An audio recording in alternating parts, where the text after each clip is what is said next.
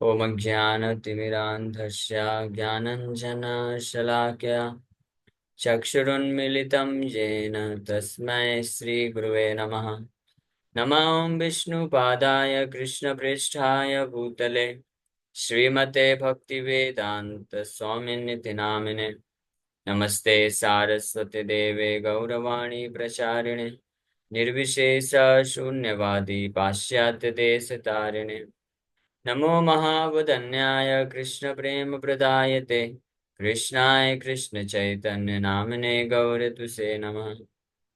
जय श्री कृष्ण चैतन्य प्रभु नित्यानंद श्री अद्वैत गदाधर श्रीवासादि गौर भक्त वृंदा। हरे कृष्णा कृष्णा कृष्णा हरे हरे, हरे राम राम राम हरे हरे। हरे कृष्णा। आप सभी भक्तों का हार्दिक स्वागत है आज के श्री चैतन्य चरितमृत से गौर कथा में।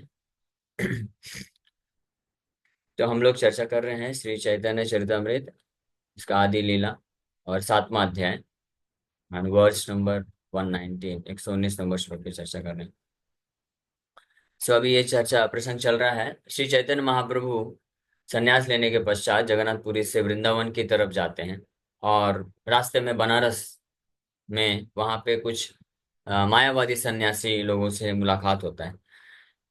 तो उनका उनका जो मायावाद का विचारधारा है, मायावाद का विचारधारा का अर्थ होता है कि जो अपने आप को भगवान के बराबर समझते हैं, भगवान से के समान मानते हैं, उसको मायावाद फिलॉसफी बोला जाता है, जो कि वास्तविक वैदिक फिलॉसफी नहीं है, वैदिक फिलॉसफी के विरोध में है। तो उसका खंडन करने के लिए श्री चैतन्य महाप्रभु भगवत गीता से और अन्य पुराणों से, विशेष रूप से ये जो श्लोक आज हम लोग चर्चा कर रहे हैं ये विष्णु पुराण से लिया गया है, इसके द्वारा ये स्थापित कर रहे हैं कि भगवान विष्णु और जीवात्मा में अंतर होता है, उनमें डिफरेंस भी है, समानता भी है लेकिन डिफरेंस भी है। तो विष्णु शक्ति विष्णु शक्ति परा प्रोक्ता क्षेत्रज्ञाख्या तथा परा अविद्या कर्म संज्ञया तृतीया शक्तिरिष्यते। So the potency of Lord Vishnu is summarized in three categories, namely the spiritual potency, the living entities, and ignorance. The spiritual potency is full of knowledge. The living entities, although belonging to the spiritual potency, are subject to bewilderment. And the third energy, which is full of ignorance, is always visible in fruitive activities. तो ये this is a quotation from Vishnu Puran 6.7.61। तो इस श्लोक से ये स्पष्ट पता चलता है कि भगवान विष्णु शक्तिमान है, he is a potent personality, और उनकी 3 प्रकार की पोटेंसी हैं, शक्तियां हैं।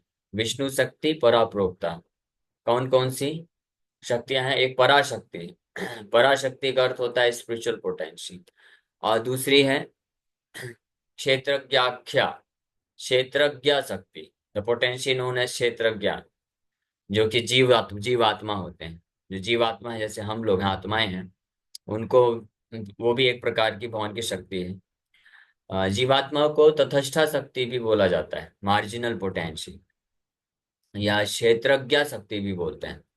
क्षेत्रज्ञ का अर्थ क्या होता है? भगवत गीता के 15वें अध्याय में भगवान कृष्ण इसके बारे में बताते हैं कि ये जो बॉडी है, शरीर है, ये एक क्षेत्र के समान है, फील्ड ऑफ एक्टिविटी। और जो इस शरीर का मालिक होता है, जो शरीर को चलाता है, जो आत्मा है, जिस आत्मा के रहने से शरीर चलता है, हम जीवात्मा है, उसको क्षेत्रज्ञ बोला जाता है। ज्ञा का अर्थ होता है the knower of the field. तो field and knower of the field, क्षेत्र और क्षेत्रज्ञ में अंतर है। इससे ही पता चलता है कि हम ये शरीर नहीं है, क्योंकि ये शरीर हमारे कार्य का साधन है, कार्य करने का, और इस साधन को हम इस्तेमाल करते हैं अलग अलग प्रकार के कार्य करने के लिए। तो इसका मतलब साधन और साधन को इस्तेमाल करने वाला व्यक्ति, ये दो अलग अलग वस्तुएं हैं। इसीलिए गीता में हम बताते हैं कि हम ये शरीर नहीं, हम आत्मा है। आत्मा शरीर को पजेस करता है, उसका ऑनर होता है, और उसका इस्तेमाल करके अलग अलग प्रकार के कर्म करता है, और उसके अनुसार फिर संसार में दुख या सुख को प्राप्त करता है। तो इसलिए क्षेत्रज्ञ भी बोला जाता है। तो भगवान विष्णु की 3 प्रकार की शक्ति, पहली शक्ति परा प्रोक्ता, परा मतलब आध्यात्मिक शक्ति, दूसरी शक्ति है जीवात्मा जीव शक्ति, या इसी को यहाँ पे क्षेत्रज्ञा बोला गया है, क्षेत्रज्ञा शक्ति, तथा परा अविद्या कर्म संज्ञया। तो जो क्षेत्रज्ञा शक्ति है, क्षेत्रज्ञाख्या, द पोटेंशी नोन एज क्षेत्रज्ञा, द पोटेंशी नोन एज जीव शक्ति इज ऑल्सो ए स्पिरिचुअल शक्ति, स्पिरिचुअल पोटेंशी। तो ये भी पराशक्ति, परा मतलब भौतिक जगत के परे है, ये भौतिक जगत को अपरा शक्ति बोलते हैं, अपरा शक्ति या जो है इंफीरियर एनर्जी, या अविद्या शक्ति भी बोलते हैं, अविद्या, इग्नोरेंस। क्योंकि इस भौतिक संसार में जो भी वस्तुएं हमको दिखती हैं, वो पृथ्वी जलवायु अग्नि आकाश, earth water fire air ether से मिलके बना हुआ जो भी चीज है, वो सब डल है, इसमें कॉन्शियसनेस नहीं, चेतना नहीं। तो डल होने के कारण, जड़ होने के कारण उसको अविद्या शक्ति बोला जाता है। लेकिन जीवात्मा यानी हम, ये शरीर नहीं, शरीर तो डल है, शरीर तो जो है थर्ड कैटेगरी की शक्ति में आता है, अविद्या शक्ति है का पार्ट है। लेकिन शरीर में रहने वाला जो जीवात्मा है, यानी हम लोग, हमारी जो वास्तविक पहचान है, वो शक्ति, और साथ ही साथ में जो पराशक्ति आध्यात्मिक जगत में, परस्तस्मात् तु भावन्यो अव्यक्ताद् व्यक्तात् सनातन, भगवान गीता में भी इसके बारे में बताते हैं। तो वो जो आध्यात्मिक जगत है, स्पिरिचुअल पोटेंसी, वो और जीवात्मा, ये कैसी है, ये पराशक्ति में आता है, भगवान की सुपीरियर एनर्जी कहलाती है। और ये भौतिक जगत अविद्या कर्म संज्ञा, अविद्या शक्ति में आता है, जहाँ पे अलग अलग प्रकार के कर्म करते हैं लोग और उसके द्वारा फल को भोगते हैं। संज्ञा अन्य तृतीय शक्ति इष्यते, ये थर्ड तीसरी प्रकार की शक्ति।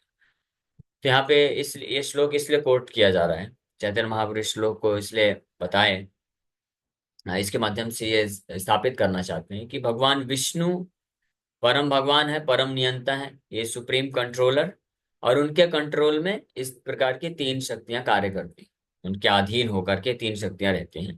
तो इसलिए इससे पता चलता है कि सब कुछ एक है, सर्वम खलो इदम ब्रह्मा, सब कुछ एक है, सब कुछ ब्रह्म है, लेकिन उस ब्रह्म में भी एक होते हुए भी वैरायटी है ना। जैसे मान लीजिए कोई परिवार है ना? परिवार में हस्बैंड वाइफ हैं, बच्चे हैं, हाँ, तो वो परिवार एक है ना। परिवार को जब काउंट करेंगे तो एक परिवार के रूप में काउंट किया जाता है।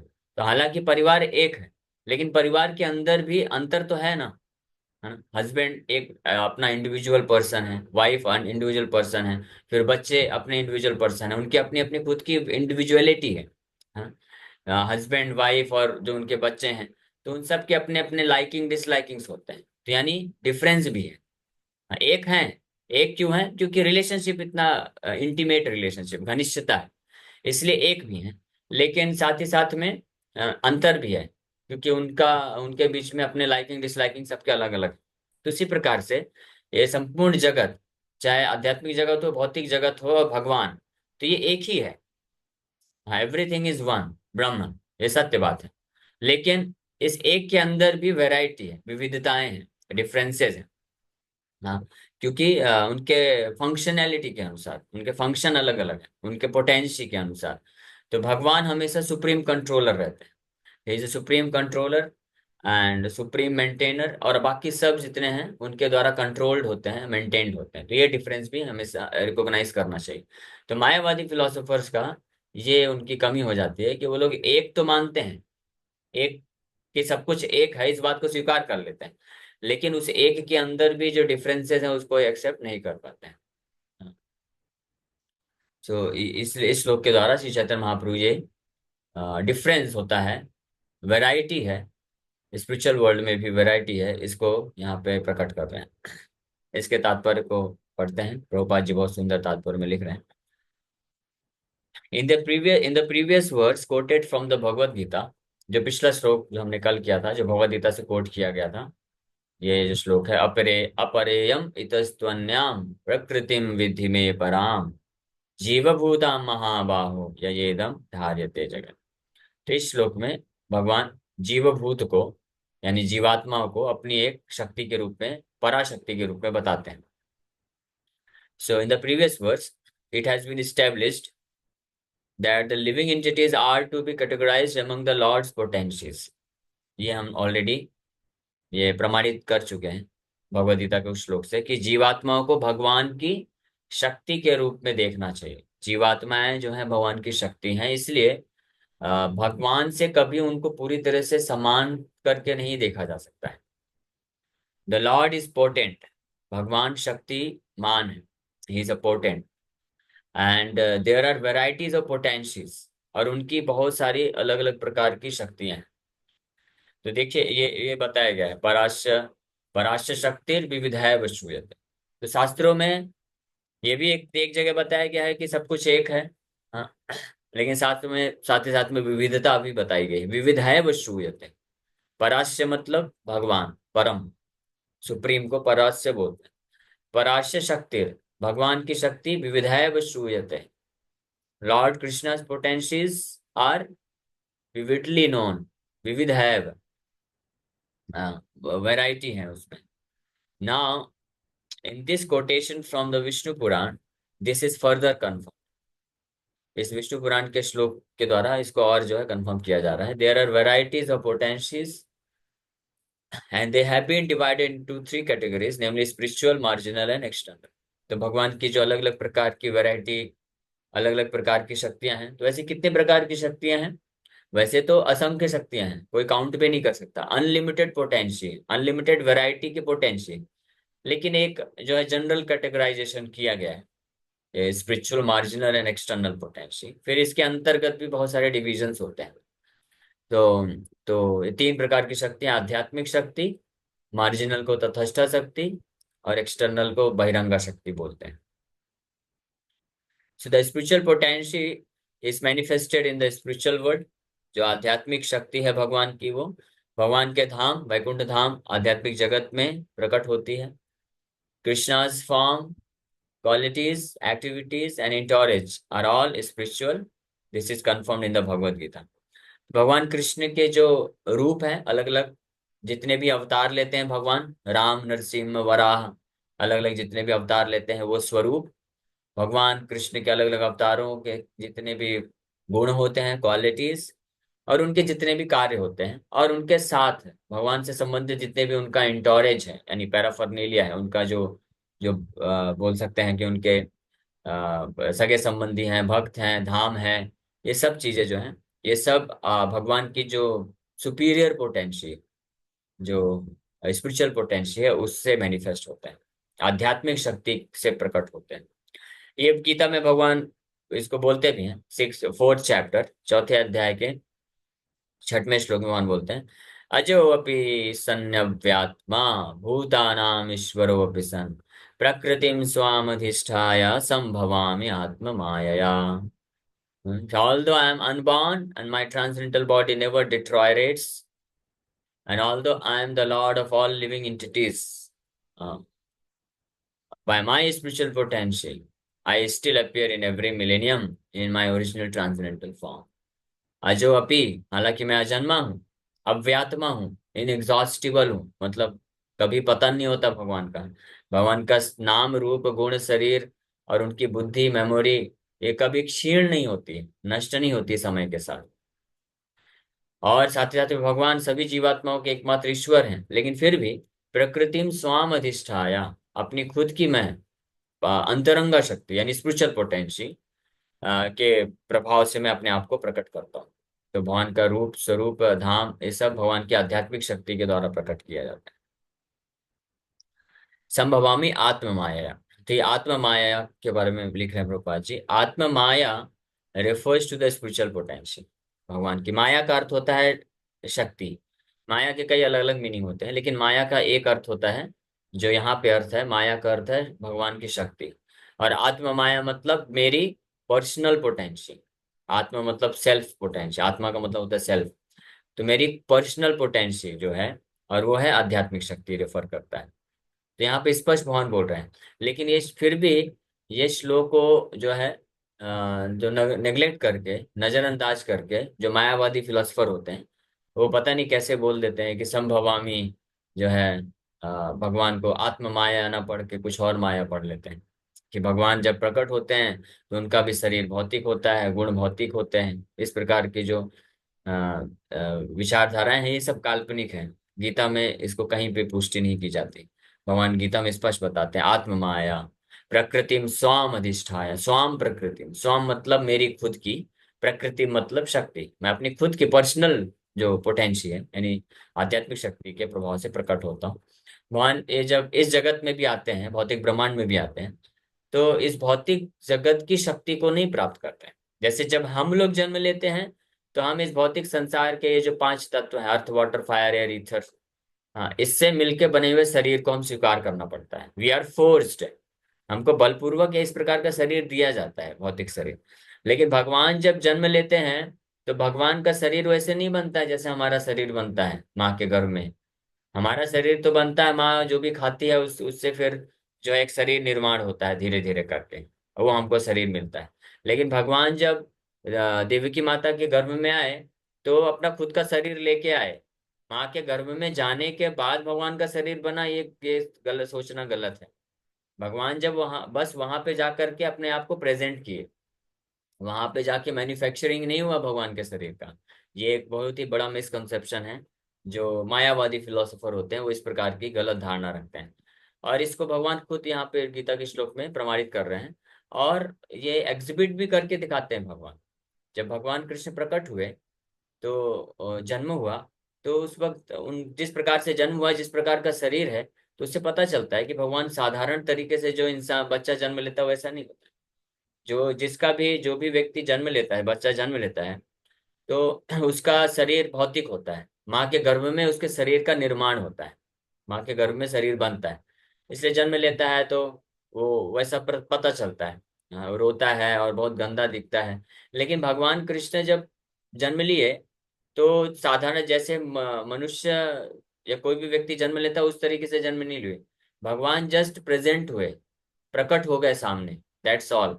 और भगवान, वर्णन है ये भागवतम के 10वें स्कंद में, भगवान जन्म लिए तो बहुत सुंदर पीताम्बरी धोती पहने हुए हैं, ज्वेलरी पहने हुए हैं, और घुंघराले बाल हैं, मोर पंख धारण किए हुए हैं, कमल नयन हैं, और सुंदर सुंदर उनके दांत हैं, और जो है हर प्रकार का ज्वेलरी आभूषण पहने हुए हैं, और भगवान मुस्कुरा रहे हैं, स्माइलिंग फेस है। और न केवल इतना ही, भगवान जन्म लेने के बाद देखे कि अरे मेरी मैया जो है दुखी है, डरी हुई है, तो माँ को बोलते हैं और पिताजी को बोलते हैं, ज्ञान भी देते हैं। सोचिए कौन सा बालक है जो ज्ञान दे सकता है। हाँ, तो अगर भौतिक शरीर से मिलके बना होता तो भगवान के पास वो ज्ञान कहाँ से होता, इन्फॉर्मेशन कहाँ से होता। भगवान पूरे पिछले जन्मों के बारे में बताना चालू कर दिए देवकी और वसुदेव को। तो इससे पता चलता है कि भौतिक तरीके से भगवान का शरीर का निर्माण नहीं हुआ है। भगवान जस्ट जैसे हैं एज इट इज अपने आप को माँ के गर्भ में लेके गए और वापस प्रकट कर दिए सामने। गर्भ के अंदर इसलिए गए ताकि माँ को लगना चाहिए ना कि मेरा बालक है। अभी डायरेक्ट सामने आ जाके खड़े हो जाएंगे तो कैसे माँ को फीलिंग आएगा कि मेरा पुत्र है। कृष्ण उनको वरदान दिए थे ना, देवकी वसुदेव तपस्या किए, तो भगवान कृष्ण उनको वरदान दिए कि मैं आपका 3 बार आपका मैं पुत्र बन के आऊंगा। तो अभी डायरेक्ट सामने बस ऐसे ही आ जाएंगे तो माँ को लगेगा, फीलिंग नहीं आएगा कि मेरा पुत्र है। इसलिए भगवान ये लीला किए कि उनके गर्भ में प्रवेश किए बालक के रूप में जा करके, और गर्भ से जस्ट एज इट इज बाहर आ गए। कॉन्सेप्शन भी नहीं हुआ। वसुदेव, ऐसा नहीं कि वसुदेव जी और देवकी माता को फिजिकल कांटेक्ट करना पड़ा तब भगवान कृष्ण गर्भ में गए। विदाउट फिजिकल कांटेक्ट भगवान, भागवत में स्पष्ट लिखा है, भगवान वसुदेव जी के मन में प्रकट होते हैं अपने आध्यात्मिक स्वरूप में, और वसुदेव जी के मन से डायरेक्ट ट्रांसफर हो जाते हैं देवकी के मन में उसी आध्यात्मिक स्वरूप में, और फिर देवकी मन से देवकी के माता के गर्भ में जाते हैं, कुछ समय रहते हैं ताकि माँ को ये फील होना चाहिए कि हाँ मेरा बालक है, और फिर प्रकट हो जाते हैं। माँ को पता भी नहीं चलता है। हाँ, क्योंकि जब डिलीवरी होता है तो माँ बेहोश हो जाती है ऑलमोस्ट, तो प्रकट हो जाते हैं जब सामने ऐसे प्रकट रहते हैं, और बड़े सुंदर ही कमल नयन घुंघराले बाल के साथ सुंदर दिखने वाले जो है पीताम्बरी धोती पहने हुए ज्वेलरी के साथ अद्भुत तरीके से प्रकट हो गए भगवान। तो वो वात्सल्य प्रेम प्रकट होगा।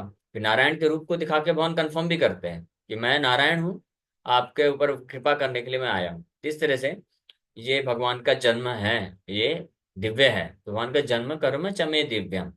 लेकिन जो मायावादी लोग होते हैं वो इस बात को नहीं समझ पाते हैं, और वो सोचते हैं कि अरे कृष्ण तो जन्म लिए तो उनका भी शरीर भौतिक है, तो वो वास्तव में परम ब्रह्म नहीं है। परम ब्रह्म तो उनके अंदर निराकार ब्रह्म कुछ करके है। तो ऐसी जो है गलत विचारधारा प्रस्तुत करते हैं। तो but when Krishna comes to this or any other universe, he does so with his spiritual potential। ये स्पष्ट है कि भगवान जब भी आते हैं इस ब्रह्मांड में या किसी भी ब्रह्मांड में प्रकट होते हैं तो अपने आध्यात्मिक शक्ति के द्वारा प्रकट होते हैं। We take birth by the force of the material potency, but as stated here with reference to the Vishnu Puran, the Kshetragya or the living entity belongs to the spiritual potency। Thus, when we free ourselves from the clutches of the material potency, we can also enter the spiritual world। इसलिए अगर हम भौतिक शक्ति के प्रभाव से प्रकट होते हैं, तो अगर हम भी अपने आप को भौतिक जो माया है, शक्ति है, उसके प्रभाव से मुक्त कर लें साधन भक्ति के माध्यम से भगवान से जुड़ करके, क्योंकि भगवान मुक्त हैं। तो जो मुक्त हैं इस भौतिक संसार से, उनका जब हम आश्रय लेंगे तो हम भी मुक्त हो सकते हैं। तो हमको भी बारंबार ये भौतिक शक्ति के प्रभाव से संसार में जन्म नहीं लेना पड़ेगा, आध्यात्मिक जगत को हम प्राप्त कर सकते हैं। तो इस प्रकार इसका तात्पर्य बहुत बड़ा है, लेकिन बहुत सुंदर तात्पर्य है। आप सोचिए, ये सिद्धांत इतना महत्वपूर्ण है कि इस एक श्लोक पे प्रभुपाद जी कितना बड़ा तात्पर्य लिख रहे हैं। इसलिए कभी भी ये हो सकता है कि थोड़ा जो है टेक्निकल सब्जेक्ट मैटर होता है, तो कई बार सुनने में बोरिंग लग सकता है, लेकिन ये इम्पोर्टेंट है। और इम्पोर्टेंट है इस ये कैसे पता चलता है, क्योंकि यहाँ पे प्रभुपाद जी इतना बड़ा लेंदी परपट दे रहे हैं। इसलिए इसको समझते चलिए अच्छे से। हम लोग बाकी अब यहाँ इस पैराग्राफ से कल चाल प्रारंभ करेंगे। अभी किसी भक्त का कोई प्रश्न है तो पूछ सकते हैं।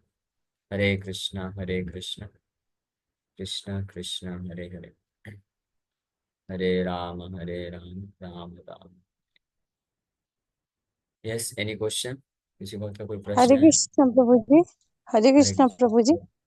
प्रभु जी, जैसे कि मतलब गीता में भी मिला है और भी साक्ष्य हैं कि कृष्ण भगवान परमात्मा के अवतार थे, तो फिर लोग मतलब उनको भौतिकवादी कैसे समझ सकते हैं, मतलब किस भांति से?